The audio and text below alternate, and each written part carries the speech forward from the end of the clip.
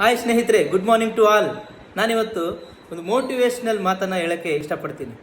ಸ್ನೇಹಿತರೆ, ಓದಿ ಯಾರು ಉದ್ಧಾರ ಆದ್ರಪ್ಪ ಅನ್ನೋರ ಮಧ್ಯೆ ಅಂಬೇಡ್ಕರ್ ಅವರು ಓದ್ಬಿಟ್ಟು ಸಂವಿಧಾನವನ್ನೇ ಬರೆದರು.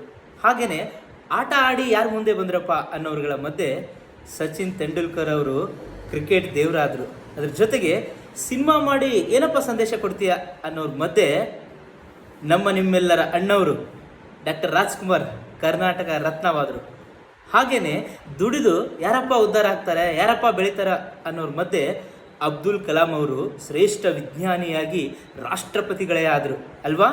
ಹಾಗೆ ನೀವೆಲ್ಲರೂ ಚಿಕ್ಕ ಚಿಕ್ಕ ಪ್ರಯತ್ನಗಳನ್ನು ನಿರಂತರವಾಗಿ ಮಾಡೋದ್ರ ಮೂಲಕ ಜೀವನದಲ್ಲಿ ಏನು ಬೇಕಾದರೂ ಸಾಧಿಸ್ಬೋದು.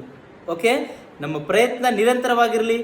ಪ್ರಯತ್ನ ಮಾಡೋರಿಗೆಲ್ಲ ಖಂಡಿತ ಭಗವಂತ ಶಕ್ತಿ ಕೊಡ್ತಾನೆ, ಸಾಧನೆ ಮಾಡೋಕ್ಕೆ ಛಲ ಕೊಡ್ತಾನೆ. ನಮ್ಮೆಲ್ರಿಗೂ ಖಂಡಿತ ಒಂದಲ್ಲ ಒಂದಿನ ಒಳ್ಳೆಯದಾಗೇ ಆಗುತ್ತೆ. ನಾವೆಲ್ಲ ಬೆಳಿತೀವಿ ಅಂತ ಹೇಳೋದ್ರ ಮೂಲಕ ನನ್ನ ಮಾತನ್ನು ಮುಗಿಸ್ತೀನಿ. ಜೈ ಹಿಂದ್, ಜೈ ಕರ್ನಾಟಕ.